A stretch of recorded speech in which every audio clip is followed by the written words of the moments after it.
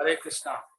तो डिस्कशन ये चल रहा है कि लोग पाप करते हैं और पाप करने के बाद पश्चाताप करते हैं और पश्चाताप करने के बाद उनकी पाप प्रवृत्ति नहीं जाती है, फिर दोबारा पाप करते हैं और फिर पश्चाताप करते हैं। उसका कुछ पश्चाताप मतलब पश्चाताप ही कह सकते हैं। उसके पाप को पाप के फल को खत्म करने के लिए कुछ करते हैं और लेकिन पाप प्रवृत्ति खत्म नहीं होती, तो उसको कहते हैं तो कुंजर स्नान की तरह है। कुंजर स्नान मतलब हाथी नहा के आता नदी में और नहाने के बाद वो बाहर आके मिट्टी अपने ऊपर डाल लेता है, तो कहते हैं ऐसी भक्ति का क्या फायदा। तो कुछ ऐसा प्रोसेस बताओ कि जिससे पाप करने की प्रवृत्ति खत्म हो जाए, क्योंकि ये चलता रहता है लाइफ में। पाप करते हैं फिर उठते हैं, फिर भक्ति करते हैं, फिर पाप करते हैं, फिर कभी ढीले पड़ जाते हैं, कभी फिर टाइट हो जाते हैं। लेकिन वो कोई तरीका है कि पाप करने की जो आदत लगी है वो नहीं छूटती। तो उसके ऊपर चर्चा चल रही है, चर्चा कि पाप तो सारे भस्म हो जाएंगे जितने भी भक्ति करने से, लेकिन वो कौन सी भक्ति है जिससे पाप ही ना करे कभी आदमी दोबारा। तो इन्होंने बताया देखो पाप तो ऐसे खत्म हो जाएंगे अगर कोई ऐसे करता है। अपने मन को कंसंट्रेट करने के लिए अगर मन को लगाना भक्ति में, तो व्यक्ति को ब्रह्मचर्य का पालन करना चाहिए। One must observe a life of celibacy and not fall down. तपसा ब्रह्मचर्येण शमेन च दमेन च। तपस्या करनी है, तपस्या की बात चल रही थी कल भी। सबसे बड़ी तपस्या है शरीर की तपस्या। सुबह हमने बात की थी, शरीर की तपस्या में ब्रह्मचर्य आता है। और शमेन च दमेन च, अपने मन को कंट्रोल करना समेन, और दम मन इंद्रियों को कंट्रोल करना है। त्याग इन्हें त्याग करना है, सत्य का पालन करना है, शौचाभ्याम शुद्ध होना है।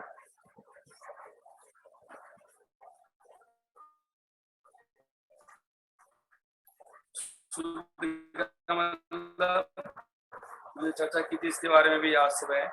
यमीन नहीं करना है, नियम क्या क्या करना है। चोरी नहीं करना, झूठ नहीं बोलना, हिंसा नहीं करना, ये सब यम में आते हैं। नियम का मतलब स्वाध्याय करना, ग्रंथ पढ़ना, माला करना, साधु सेवा करना। यमेन वह देह वाग बुद्धिजम धीरा, देह से वाणी से बुद्धि से धीरा धर्मज्ञ श्रद्धा से पूरा धर्म का पालन करना। धीरा, धीरा का मतलब दो जुआर सोबर, वो धीर लोगों को ऐसे करना चाहिए। धीर मतलब सोबर है। सुध्यान वितहा, तो ऐसे क्या होगा वो बता रहे हैं, सारे पाप खत्म हो जाएंगे। छिपंती अघम, सारे पाप छिपंती अघम, अघम माने पाप, सब नष्ट हो जाएंगे। महदपी, कितने बड़े क्यों ना हो। वेणु गुल्म इव अनलहा, जैसे कि पत्ते होते हैं वेणु गुल्म, पेड़ के नीचे सूखे पत्ते, जब आग लगाते हैं तो सारे पत्ते जल जाते हैं, ऐसे सारे पाप भस्म हो जाते हैं।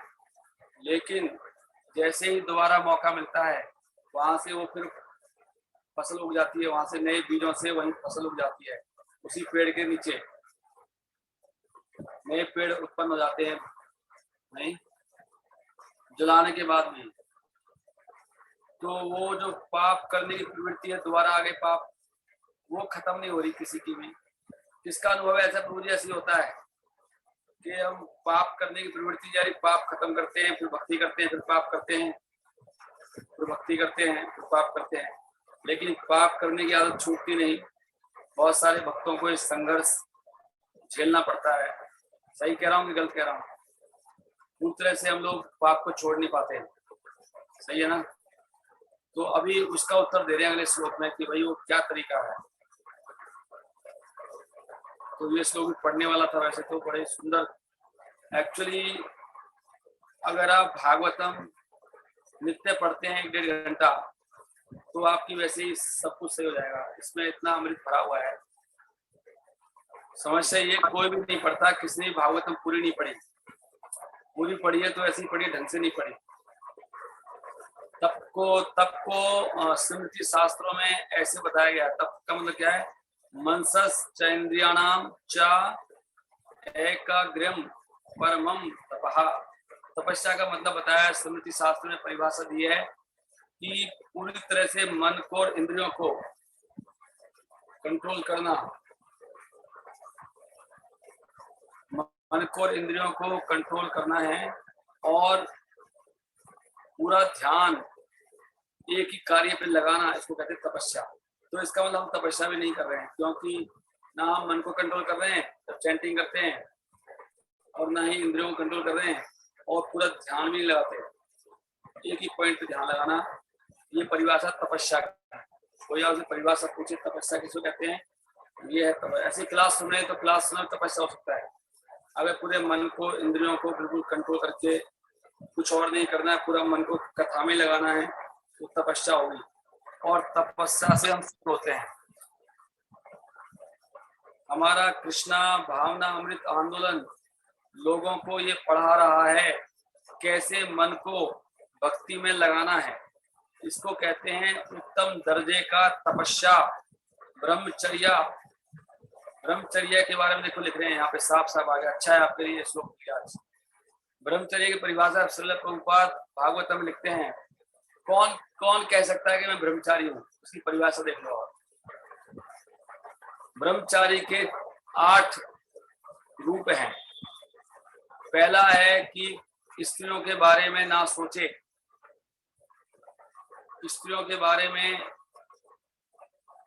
व्यभिचार के बारे में, अनाचरण के बारे में बात करना स्त्रियों से, या किसी से भी व्यभिचार के बारे में बात करना, डेली विद विमेन, स्त्रियों के साथ रहना, स्त्रियों को कामुक दृष्टि से देखना,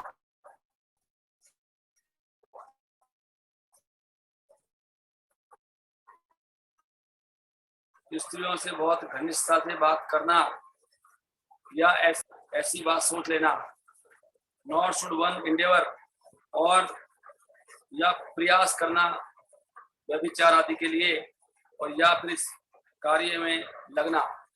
ये सब ब्रह्मचर्य के 8 तरह से ब्रह्मचर्य खंडित होता है। देखो, खाली देखने से भी होता है, सोचने से भी होता है।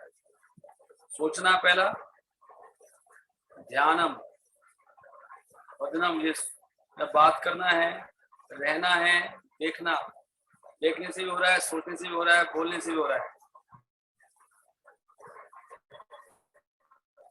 बात करने से हो रहा है, मन में विचार करने से हो रहा है। तो इसको कहते हैं brahmacharya. This is called first class brahmacharya.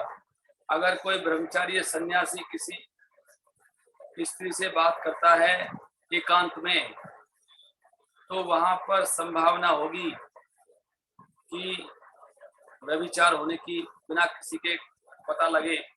इसलिए एक पूर्ण ब्रह्मचारी अभ्यास करता है विपरीत दिशा में। अगर कोई पूर्ण ब्रह्मचारी है परफेक्ट, तो वो आराम से अपने मन को और इंद्रियों को कंट्रोल कर सकता है, और वो दान दे सकता है, और वो हमेशा सत्य बोल सकता है, और आगे जो भी बताया गया श्लोक में। तो शुरुआत करने के लिए सबसे पहले हमको अपनी जुबान को कंट्रोल करना चाहिए। उससे हमेशा भगवान का नाम बोले और प्रसाद खाए। और अगर खाली कोई प्रसाद खाता है, उसी से बहुत कंट्रोल हो सकता है। और ये बहुत आश्चर्य की बात है, बहुत कम लोग इसका पालन करते हैं। हम सब लोग मन चले हैं, बात को पूरी मानते नहीं है। भक्ति मार्ग में, भक्ति का जो मार्ग है, हमें उस पर जो सारे नियम है उनका सख्ती से पालन करना चाहिए। सबसे पहले अपनी जिह्वा को संयमित करना चाहिए। सेवन मुखे जीवादो स्वयं स्फूर्ति अदा। अगर आप जीवा को सेवा में लगाओगे तो सारे भगवान के नाम रूप गुणलीला सब प्रकट हो जाएंगे। स्वयं स्फूर्ति अदा। जीवा को कैसे कंट्रोल करते हैं? अगर कोई हमेशा हरे कृष्ण महामंत्र का जप करता है और किसी भी विषय पर बात नहीं करता है भगवान कृष्णा के अलावा और कुछ भी ऐसा स्वाद नहीं लेता है, जो चीज भगवान को भोग नहीं लगी है, नियंत्रण में रखता है, ब्रह्मचर्य का पालन करता है और नहीं ब्रह्मचर्य और दूसरे जो विधि है वो अपने आप ही पालन हो जाएंगी। तो इसका मतलब यह है कि जिनका ब्रह्मचर्य पालन नहीं होता है उनका तंग से वो गड़बड़ कर रहे हैं, ना तो हरे कृष्ण मंत्र बोले ना ही प्रसाद खा रहे हैं, तो कह रहे हैं ऑटोमेटिकली कंट्रोल हो जाएगा।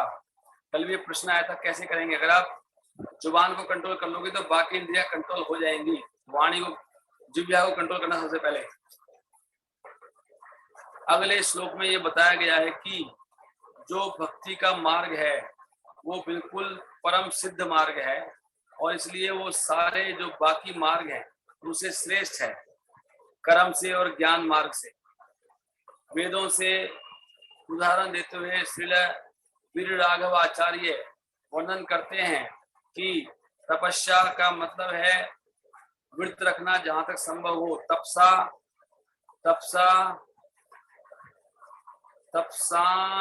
आस्केना,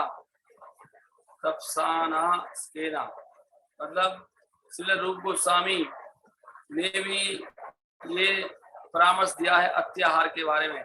ज्यादा खाना एक बहुत बड़ी रुकावट है भक्ति के मार्ग में, ज्यादा खाना, और ज्यादातर लोग बहुत खाते हैं इसलिए बहुत मोटे हो जाते हैं। वो मोटापे का सबसे बड़ा कारण ज्यादा खाना होता है, चाहे वो कितने बहाने लगाए कि नहीं प्रभु जी ये वो है, लेकिन जो सबसे बड़ा कारण है वो ज्यादा खाना होता है।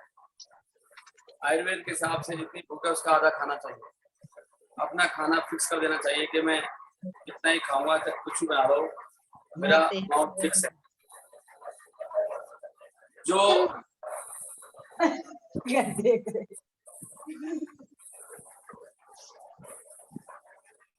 कृपया अपने आप को म्यूट पर रखें, ध्यान रखिए, डिस्टरबेंस मत करिए। जो खाने में, सोने में, काम में और इंद्रिय तृप्ति करने में, विहार करने में संयमित है वो अपने सारे कष्टों को मिटा सकता है। इस प्रकार के योग के द्वारा देख रहे हैं, खाने का भी बहुत होता है। लोग खाना गलत खाने से बीमार पड़ते हैं, खाना ही उटपटांग खाने से उनका इंद्रिय कंट्रोल खराब होता है। सारी जड़ खाने से बहुत बड़ा रोल है खाने का। ऐसे ही सोने का बहुत बड़ा रोल है, किस समय सोते हो, किस समय उठते हो। काम का भी रोल है, कैसे काम करते हो आप, किस तरह से अपने मन को खुश रखते हो, उसका बहुत बड़ा रोल है। तो इस श्लोक में धीर शब्द का यूज हुआ है। धीर का मतलब क्या है, जो कभी भी किसी भी परिस्थिति में विचलित नहीं होता, परेशान नहीं होता, उनको धीर कहते हैं, धीर पुरुष। मात्रा स्पर्शास्तु कौन्तेय शीतोष्ण सुख दुखदा आगमा अपाई नो नित्यस ताम प्रतीक्षवा भारतः। भगवान ही कह रहे हैं कि मात्रा स्पर्शास्तु कौन्तेय शीतोष्ण सुख दुखदा, ये जो इंद्रियों के स्पर्श से, मात्रा मतलब इंद्रियों के स्पर्श से क्या हो रहा है, उससे ही सुख दुख आते हैं। और वो तो गर्मी सर्दी के समान इनको सहन करना चाहिए, आने जाने वाले हैं। हे कुंती के पुत्र, ये जो क्षणिक सुख और दुख हैं, अभी ये श्लोक हमें समझ नहीं आया, हम सुख दुख से विचलित जाते हैं, सेवा छोड़ के भाग जाते हैं। सुख दुख तो क्षणिक हैं, नहीं, उनका आना और जाना वो तो गर्मी सर्दी के समान है। वो कैसे उगते हैं सुख दुख, ये सेंस से होते हैं। सेंस, त्वचा से, जिह्वा से, आंख से, कान से, सेंस से, उनके टच में जो विषय आते हैं तो सुख दुख होता है। तो हमको इनको सहन करना सीखना चाहिए। भगवान ने शुरू में बता दिया गीता में, इनको सहन करना है, इनके पीछे नहीं भागना। दुख से डरना नहीं है, सुख से चिपकना नहीं है, सहन करना न्यूट्रल है। सहन कब, सहन मतलब मुझे कोई फर्क नहीं पड़ रहा, सुख से ना दुख से, दोनों में लिप्त नहीं होता मैं, सुख में पागल नहीं होता हूँ, अरे प्रभु जी बड़ी कृपा है, इतना मैंने कोठी बना दिया, इतना इससे पागल हो रहा है। उसके बारे में सोच रहा है मैंने कमाल कर दिया, झंडा गाड़ी झंडा गाड़ी झंडा गाड़ी। झंडा नहीं गाड़ा आपने, अपने आप को नरक में गाड़ दिया। झंडा नहीं गड़ रहा है। ऐसी में बड़ा दुखी बड़ा दुखी बड़ा दुखी। कोई दुखी नहीं है भाई, मान रहे हो। One must learn to tolerate them without being disturbed. भौतिक जीवन में इस तरह की वो डिस्टरबेंस होगी बहुत सारी। आध्यात्मिक इस तरह के दुख होंगे, परेशानियां होंगी, आध्यात्मिक, आदि दैविक और आदि भौतिक। तो हमको इनको सहन करना सीखना है। जो सहन करता है उसको धीर कहते हैं, धीर। अगला श्लोक है, ये बहुत सुंदर श्लोक है।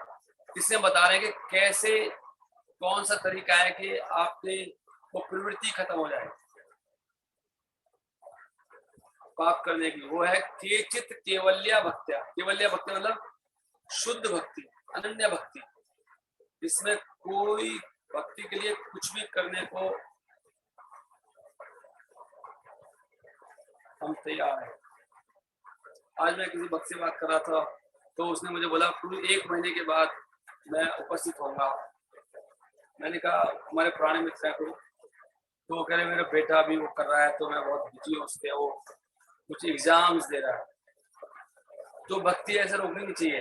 तो भक्त लोग बहुत प्राण होने के बाद भी वो ना, उनका मन उसमें पड़ा, उनका फोकस कहाँ पर है, मतलब भौतिक चीज पर इतना फोकस कर रहा है और भक्ति में नहीं कर रहा। तो कैसे कृपा होगी?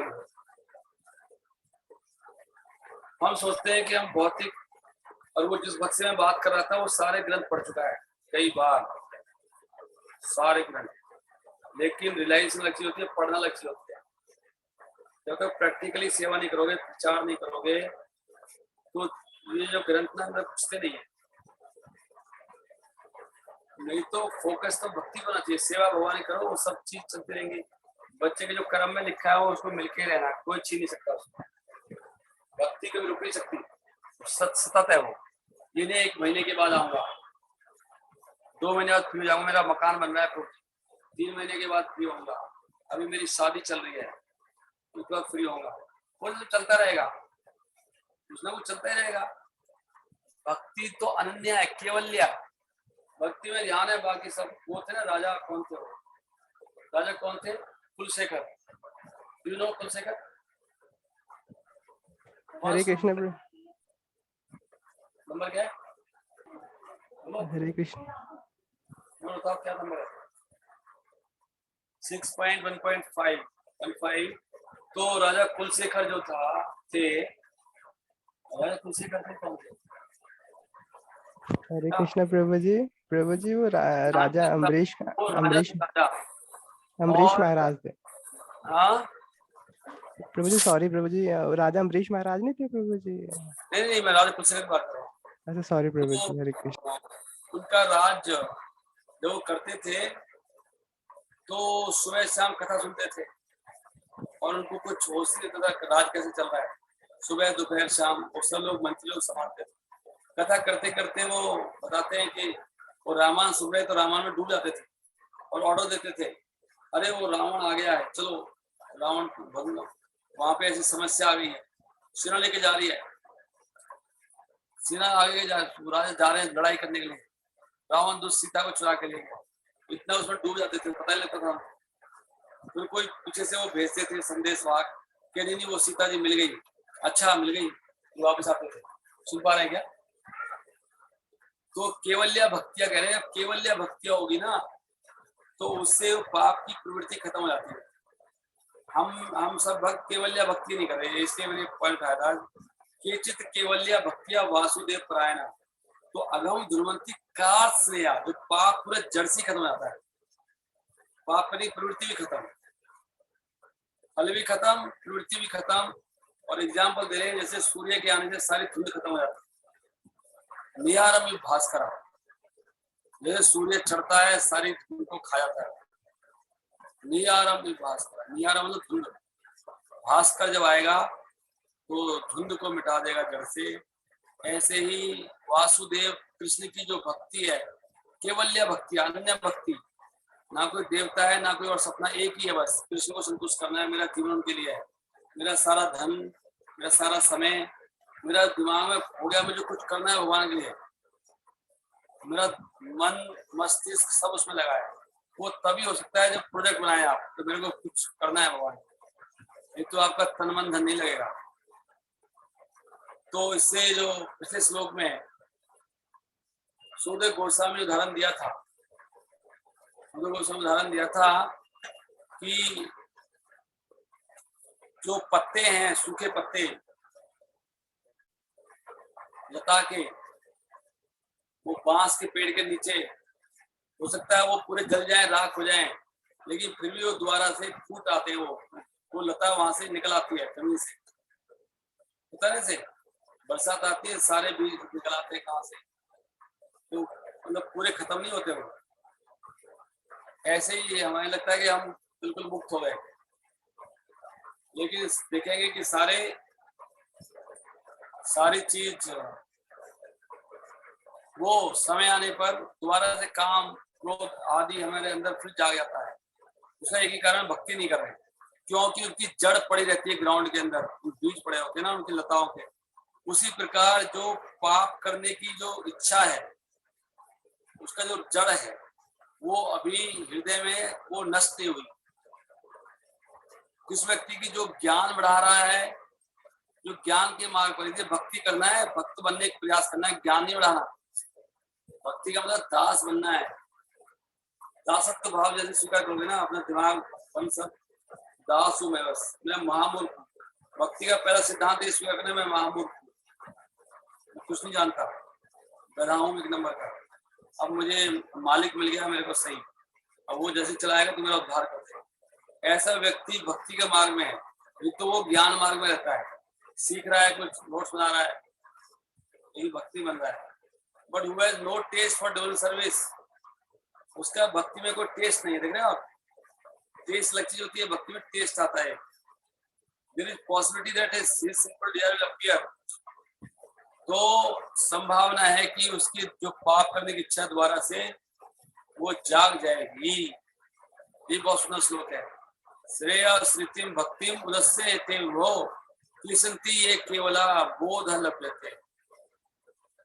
जो व्यक्ति भक्ति को छोड़कर, श्रेय श्रुतिम भक्तिम उदस्य ते वो, जो भक्ति छोड़ के क्या करता है, क्लिशंति ये केवला बोध लभ्य, उसके क्लेश तो खत्म हो जाते हैं ज्ञान मार्ग में जाने से, लेकिन उसकी जो प्रवृत्ति खत्म नहीं होती। तो ऐसे जो स्पेकुलेटर होते हैं, दिमाग बहुत चलाते हैं, वो बड़ी मेहनत करते हैं बेचारे, और वो ऐसे भौतिक संसार के बारे में बहुत ज्ञान प्राप्त करते हैं, और वो पाप पुण्य का भी उनको भेद पता होता है, परंतु वो भक्ति के मार्ग में स्थित नहीं होते, इसलिए वो भौतिक कार्यों में ही लगे रहते हैं। इसलिए जो व्यक्ति भौतिक कार्य कर रहा है, साथ साथ में भक्ति के मार्ग में आने के बाद, वो भक्ति के नाम पे ज्ञान मार्ग में है, कर्म कांड मार्ग में, वो भक्ति से स्वीकार नहीं करे। जो भक्त बनता है ना, तो उसका भौतिक चीजों में इंटरेस्ट नहीं रहता, खत्म हो जाता है। सही है, 1 मिनट के लिए होल्ड करेंगे जरा।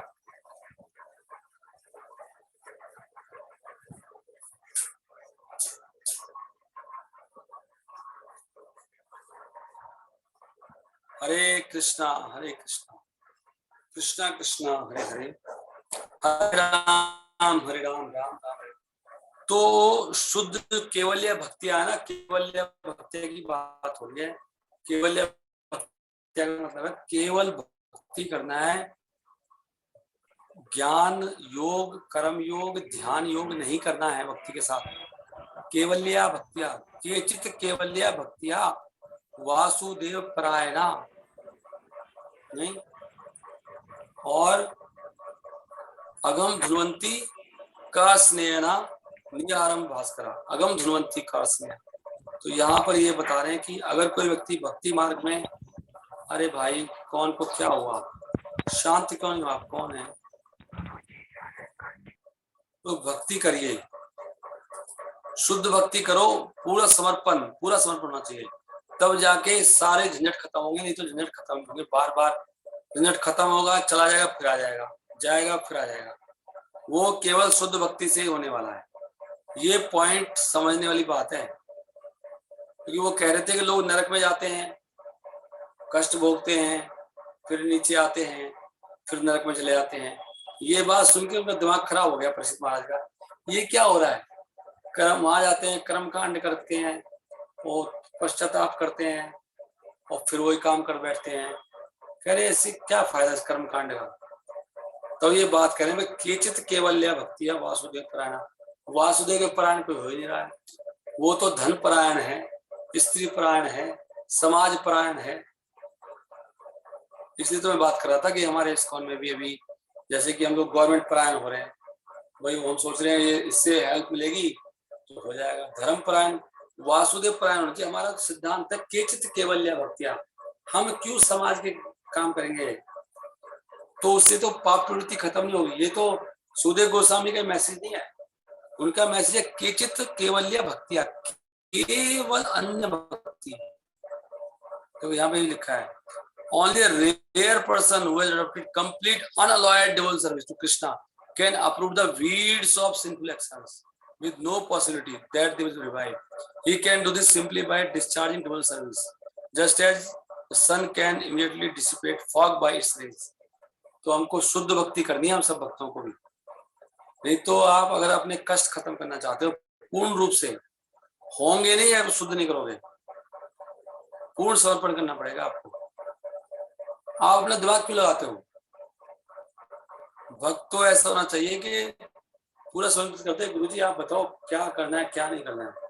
ये नहीं अपनी मर्जी से नहीं करूँ कुछ, जो आप मेरा सब कुछ आपको दे दिया।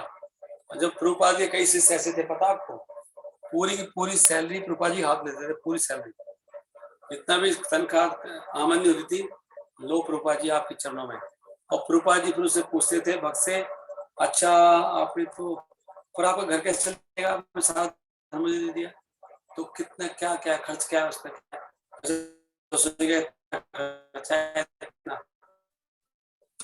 तो उल्टा प्रभुपाद जी उसको देते पैसे वापस कि ये देते ना 1%, 2%, 1000 रुपया, 10,000 रुपया, 11,000 रुपया दे दिया, सोचते हैं बहुत दान कर दिया। ऐसी परंपरा नहीं है हमारी, इसलिए हम लोग शुद्ध भक्ति नहीं कर रहे। शुद्ध भक्ति में तो ये है कि 100% दे दिया, उसके बाद गुरु जी को चिंता हो रही है आपकी, जब गुरु जी को तो भगवान को हो रही है। तो ऐसे भक्ति चिंता भगवान को जाती है। जिसकी चिंता भगवान कर रहा है भाई उसके तो क्या कहने। और हम तो खुद ही मैनेज कर रहे हैं, सब कुछ दिमाग लगा रहे हैं। वहां कह रहा है यू आर मैनेजिंग ना, oh very nice, you are managing, good good good, manage करो। और मैनेज करते करते फंस जाते हैं हम लोग। अरे ऐसी भक्ति करो भगवान को चिंता हो जाए आपकी, यार मेरा भक्त कोई तो बैठ गया, आगे क्या करूं उसका। तो भगवान चिंता करते हैं, भक्ति उसको बोलते हैं असली भक्ति।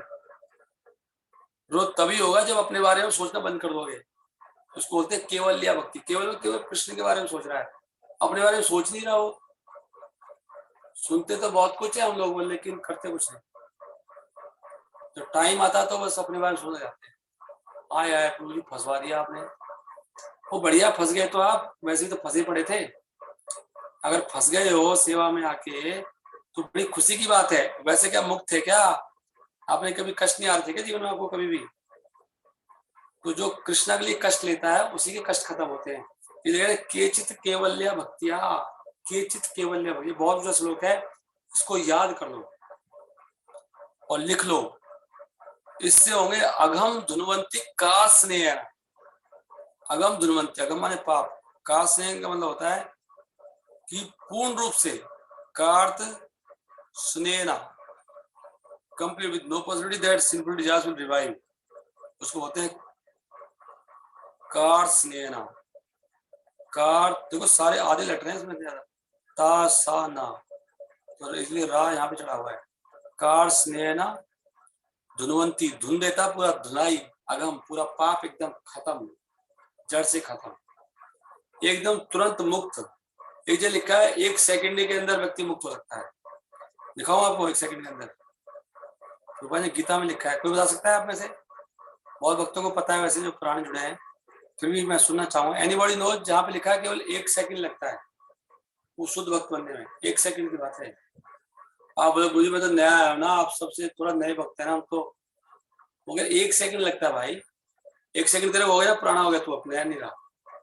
अगर तू अच्छा बंदा है तो, अगर आप वास्तव में बहुत अच्छे हैं तो आपको 1 सेकंड लगता है भक्त बनने में। कौन बताएगा कहाँ लिखा है? Will tell.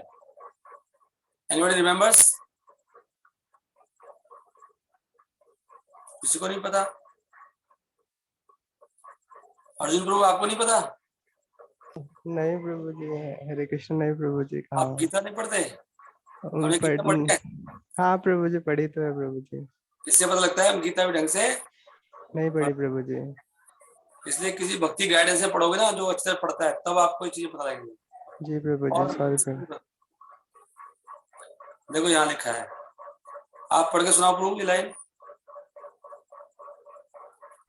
पहले परपट पढ़ो, परपट पढ़ो। One can attain Krishna consciousness or divine life at once within a second, or बस हरे कृष्ण प्रभु जी। देख रहे हो? और आगे or one may not attain such a state of life even after millions of birth. हाँ आगे, it's only a matter of, it's only a matter of understanding and accepting the fact. हाँ हम लोग खटवांग महाराज अटेंड। मतलब हम लोग स्वीकार करना नहीं चाह रहे बात, हमने मानते नहीं किसी बात। ये तो खाली समझने की और स्वीकार करने की बात है बस। नहीं करना भाई, मर्जी मेरी है, मर्जी चलाते ना, मर्जी तो भगवान ने दी है, जीव को ऐसे नहीं मर्जी नहीं हमारी। जैसे मैं सुबह कहता हूँ, भक्त लोग सुबह भाग जाते हैं, जैसे ही मैं कथा खत्म करूँ तुरंत मर्जी चला रहा ना अपनी, किसी का अधीन नहीं हो सकता वो। अरे ठीक है गुरु जी हैं, प्रभु जी हैं, ठीक है प्रभु जी आपकी बात सराख हो पे, लेकिन करेंगे अपनी मन की हम। भाग जाएंगे, रोक के दिखाओ दम है तो भाग जाएंगे वो, तो फिर तो लाखों जन्म लग जाएंगे। यही हम लोग दुख पाते रहेंगे, नरक में, कभी स्वर्ग में, कभी धरती पे, कभी पाताल लोक में, कभी समुद्र में कुछ जीव बनेंगे, ऐसे ही मरते गिरते रहेंगे। ये तो बस समझने की और स्वीकार करने की बात है। तभी कह रहे केचित केवल्य भक्तिया, कोई इसलिए लिखा है rare, only a rare person, हर एक नहीं करेगा ये। मतलब कोई बड़ी बात नहीं है, अगर मैं शुद्ध भक्त बनना चाहूँ तो बन सकता हूँ आज, लेकिन नहीं बनना मेरे को, मेरी मर्जी की बात है सारी। कोई ये नहीं मैं नहीं बन सकता, आप क्या बात करो, मैं बन सकता हूँ, हाँ आप भी बन सकते हो, लेकिन नहीं बनूंगा मैं, मेरी मर्जी। अपने मन से चलूंगा मैं, अपने दिमाग लगाऊंगा, मैं आपको 100 रीजन दे दूंगा क्यों नहीं बन रहा मैं। अरे प्रभु जी आपको नहीं पता ना, ये समस्या है, वो समस्या है, मेरी जॉब है, मेरी पत्नी है, मेरा चाचा है, मेरा फूफा है, वो पता नहीं क्या क्या वो बकवास शुरू कर देगा 2 मिनट में। अपना दिमाग बहुत लगाता है ना, अपना दिमाग बहुत घुमाता है वो। तो ये जो ज्ञानी लोग होते हैं ना, बहुत दिमाग घुमाते हैं, वो बात नहीं मानते किसी की। वो गुरु को फेल कर देगा, कह रहेगा गुरु जी आप सुनो जरा मेरी बात सुनो, आप मैं समझाता हूँ आज आपको अच्छी तरह से, आज आपको मैं पूरा समझा के जाऊंगा गुरु जी, आपने ऐसी पाठ पढ़ा के जाऊंगा, आप जिंदगी में कहीं बोलोगे नहीं मुझसे, सरेंडर हो जा, सुनो जरा ध्यान से। गुरु जी देखो मेरे घर में ये समस्या है, मैं ये उठता हूँ, मैं ये करता हूँ, ऐसे सुनाते वक्त लोग। अरे गुरु जी आप प्रभु जी सुनो मेरी बात सुनो, मैं सुनाता हूँ आपको। भक्ति परेशानुभवा वृत्ति अन्यत्र चाहा। अगर कोई वास्तव में भक्ति कर रहा है ना, वास्तव में भक्ति में बहुत एडवांस है, मटेरियल एक्टिविटीज बहुत सिंपल एंड पायस, वो सब उसके लिए पुण्य का कार्य बेकार लगेगा और पाप भी दोनों एक बेकार लगेगा उसको। ये ही कृष्णा भक्ति की परीक्षा है। देख रहे हो आप, कई बार लोग उसमें घुस जाते हैं शुभ में और अशुभ में, कि भैया हमारी बेइज्जती करवाएगा क्या, तू ऐसा भक्त बना हमारी जान को, हमें समाज में भी रहना है, तो फंसा पड़ा है इसमें, पुण्य कर्म में फंसा पड़ा है। यही तो परीक्षा है भक्ति की, कि आप अपने उससे बाहर ही निकल नहीं आ पाए। अरे भैया ऐसे कैसे कर देंगे, भक्ति अपनी जगह है, मरवाएगा क्या, समाज में हमारी नाक नहीं है क्या, तो फंस गया, पुण्य में फंस गया बेचारा, फेम में फंस गया। यहाँ पे कह रहे हैं दोनों बराबर है भाई, मेरी बेइज्जती हो जाए समाज में, नाक कट जाए तो मेरा फंदी कट जाए, मेरी नाक कटवा दो समाज में, सब थू थू करे मुझ पे, ऐसा करवा दो, ऐसा होता है भक्त। अरे भाड़ में गया समाज, सारे थूके मुझ पे, मैं भगवान न थूके बस, उसको भगवान जितना क्या सोच रहे हैं, समाज क्या कर लेगा, समाज को बस की है। प्रभु के बारे में सोचो, आचार्यों के बारे में, वो तो नहीं थूक रहे, क्योंकि उन्होंने तो नाक तो नहीं काट दी, क्योंकि वो ना काटे ना का, समाज काटे तो काटे, समाज की नाक तो पहले कटी पड़ी है, वो क्या काटेगा? वो तो कभी समाज कभी किसी का नहीं हुआ, आज अच्छा बोलेगा कल बुरा बोलेगा। ना समाज ने भगवान को छोड़ा ना किसी भक्त को छोड़ा। समाज के बारे में क्या सोचना है? यही कह रहे हैं, this is the taste of Krishna consciousness. Both pious and impiety are actually due to ignorance, because a living entity as an eternal servant of Krishna has no need to act for his personal sense gratification. ये पुण्य कर्म भी पाप कर्म दोनों ही माया है, देख रहे हो आप? तो हम लोग ना इसी को संतुष्ट कर रहे हैं बस, समाज को, परिवार को, रिश्तेदारों को, और भगवान संतुष्ट हो चाहे ना, इसलिए हम लोग फंसे पड़े सब। इसलिए जैसे ही कोई शुद्ध भक्ति के धरातल पर आता है, तुरंत वो ये पुण्य से और पाप से दोनों से वो त्याग देता है हमको, और उसका इंटरेस्ट केवल इसमें रहता है कि कृष्णा कैसे संतुष्ट होंगे। देखो साफ सब ये लिखा है, इसको कहते हैं भक्ति की विधि वासुदेव परायणा, release one from the reactions of all activities. और इस तरह से आपके सारे पाप भस्म हो जाते हैं तुरंत। जैसे ही भक्ति स्तर पे आता है ना कि भैया भक्ति छोड़ूंगा, कुछ भी है, चाहे कोई मैं मर जाऊं, कोई और मर जाए, लेकिन भक्ति छोड़ूंगा। वो तो मरेगा, आदमी तो कल मरेगा, मरने सभी मरेंगे। कोई रुक रहा है क्या? 50-100 साल में सब मर जाएंगे, कोई नहीं बचने वाला। आपके रोके रुक रहे हैं क्या? तू भक्ति की छोड़ता है भाई? प्रभु जी मैं नहीं आऊंगा, 5 दिन नहीं आऊंगा मैं। 5 दिन क्या है? 5 दिन प्रभु मैं बताऊंगा आपको, मैं बात करूंगा। अच्छा बात कर लेना भाई, अब नहीं आएगा। हाँ प्रभु जी मैं तो 28 दिन ले जा रहा हूँ, नहीं आऊंगा। क्यों, क्या हो गया? मैं बताऊंगा। तो भक्ति के मार्ग में केचित केवल्या में नहीं आया अभी, पाप पुण्य फंसा बेटा, पाप पुण्य फंसा है, मरता रहेगा ऐसे ही। लोग गायब हो जाते हैं, थोड़ी सी प्रॉब्लम में गायब, एकदम गायब होता है, प्रॉब्लम आती है। अरे बड़ा अच्छा हो गया, प्रॉब्लम आ गई, छुट्टी थोड़ा छुट्टी तो है, मार दिया भाई लेक्चर सुना के। ऐसी होता है कि नहीं होता? सच में अंदर से यही है, थोड़ा छुट्टी मिली है, आराम से थोड़ा चक्कर काटते हैं इधर के। तो क्योंकि महाराज प्रसिद्ध बहुत बड़े भक्त थे, और the answers of his Guru Sukhdev Goswami concerning कर्म कांड और ज्ञान कांड, कर्म कांड और ज्ञान कांड उसको संतुष्ट नहीं कर पाए। पंडित जी क्या करता है? कर्म कांड करता है, वो आगे ज्ञान कांड वाले कोई, कर्म कांड वाले, शुद्ध भक्ति वाला कोई नहीं। तो ये मैं पढ़ना चाह रहा था, समय हो गया है, इसको मैं कल सुबह पढ़ूंगा। और आगे ये मैं आपको इसलिए ना, मैं आपको ऐसी चीज बता रहा हूँ कि ये करने से ना आपको पूरी भागवतम क्या, सीसी क्या, पूरे ग्रंथ क्या, सब क्लियर, फिर बाद में डिटेलिंग पढ़ते रहना। यही निचोड़ है बस भक्ति का, क्योंकि ये पूरे ग्रंथों में 2 ही चीज है, एक तो मतलब एक तो शुद्ध भक्ति के बारे में, और दूसरा भक्ति में जो बाधक उनके बारे में।